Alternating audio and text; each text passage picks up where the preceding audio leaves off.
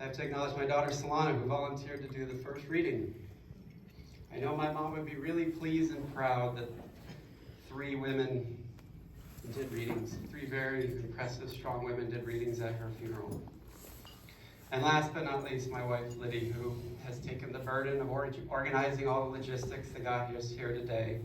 And she did it all while keeping the house running and the kids happy while I was an emotional mess. Thank you, Liddy, for all of your help. And thank you all for coming. I know it's uncertain times, and I appreciate that so many people were able to join us. And if my mom were here today, she'd say, Mark, make sure you acknowledge everybody else before you start talking about me. Check, Mom. But now, Mom, it's time to give you the credit you deserve. Someone recently told me when someone dies that you should take the best trait of that person and use it in your own life as a way to honor that person you lost. Well, as much as I am my mother's son, I'm not superhuman, so you're all going to have to help me carry the amazing qualities of my mom forward in your lives. And let's talk about those talents.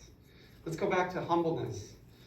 Those of you who knew my mom knew she never wanted the spotlight on her. Instead, whenever she was acknowledged, what did she do? She'd acknowledge others.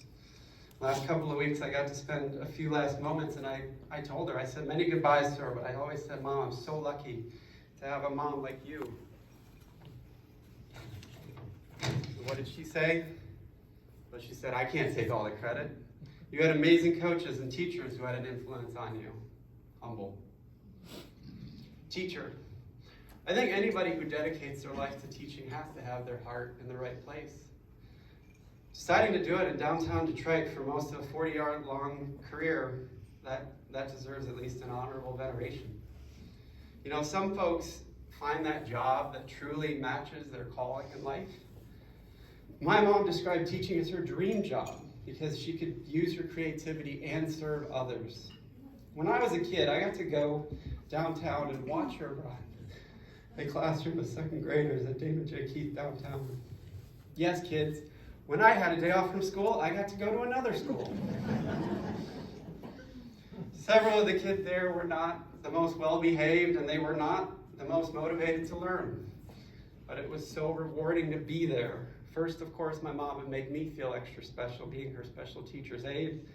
I was in elementary school. I loved it. But more than that, I was just amazed by how she managed the classroom. Those days were exhausting, but she was so patient, so inspiring. She never lost her cool. And she shined with delight for the kids that showed up and realized they had grasped that concept, they had learned something. Actually, for a while, I considered becoming a professor when I was getting my PhD. My mom and I shared a love of learning and teaching. Father said it earlier, my mom was my first and forever teacher. A lot of people ask me what it was like to be an only child growing up. We didn't have internet, we didn't have on-demand TV, and yeah, I was bored a lot. But I had the next best thing a kid could wish for, an elementary school teacher for a mom. She challenged me with word puzzles, art projects, brain teasers, and she practiced all 6,000 words of the script spelling bee with me. In every role of her life, she was an amazing teacher. And we talked about this on a few occasions recently, including the last couple of weeks. I told her she was such a great grandma because she was such a great teacher. Her humble response, God bless our teachers and our teachers' teachers. Of all my mom's traits, the one that probably stands out the most is her selflessness. At 13, just 1 year older than my daughter Solana is now, she decided she wanted to follow a path and give herself to God to become a nun. Throughout her life, whether it was teaching or raising a family, my mom never focused on herself. She rarely complained, and she always lived a life through a lens of serving others. When she came to visit me in Colorado, the first thing she'd ask is if I give her a list of chores. After a while, I said, Mom, just relax, enjoy your grandkids, and please stop washing dishes so early in the morning. It's 2 hours earlier here. I think it's funny that he's talking about dishes. Father started dishes too. My mom donated many of her hours to the Capuchin Soup Kitchen, and She showed what it was like to be a civil servant. She joined a group called the Raging Grannies, which you heard about, singing songs about equality and climate change. I remember she worked the election polls in the middle of the 2020 election in the thick of a pandemic, a thought that terrified me. I scolded her, and all she could say is they really needed the help. Helping came so naturally to her. She'd be the first to volunteer, even if it meant putting her own health second. That was part of her DNA. It was her uncanny ability to empathize. Often that meant listening to a friend or family member on a call. I bet there's many people who are gonna miss calling my mom. I talk to her 4 or 5 times a week sometimes. She was an amazing listener and so engaging and interested in everybody else's lives. When it came to advice, she'd give you that subtle motherly way of where you already logically, instinctively knew what the right thing was to do. You just had to have someone point you in the right direction and give you the nudge you needed. Her advice was more a spoon of self-reflection rather than a slap upside the head. She did this so well with my kids because as a teacher, she knew that true growth came from within. Often she'd say things to my kids like, Tigo, I know deep down you're better at sharing than that. Or more importantly, she'd give him the affirmation to build him up. Solana, you just seem so happy. Tigo, I like how you cleaned up all your mess today. Mateo, your trumpet playing has gotten so good. You didn't need to be a kid to get the tender advice of Sharon.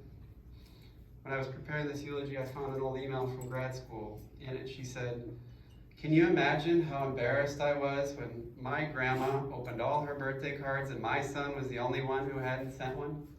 You better believe I got a letter in the mail that day.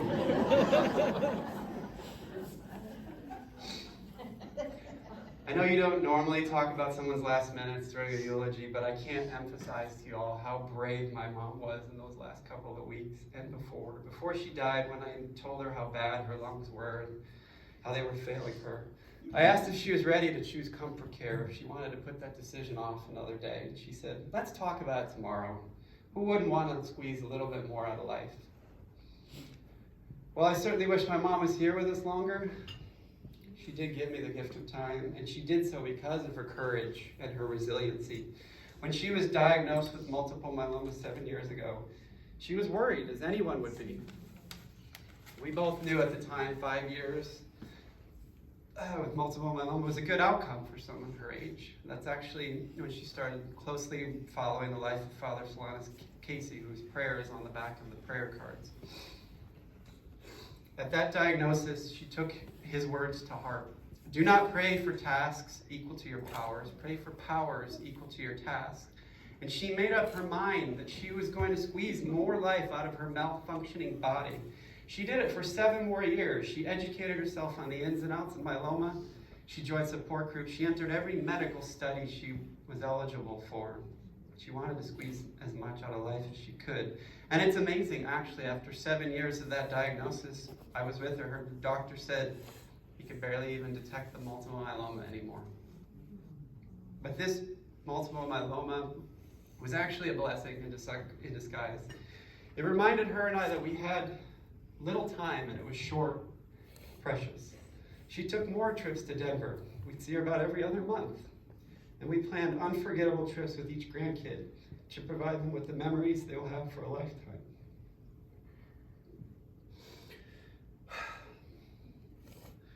Our only regret was one we couldn't control, the pandemic keeping her away for an entire year.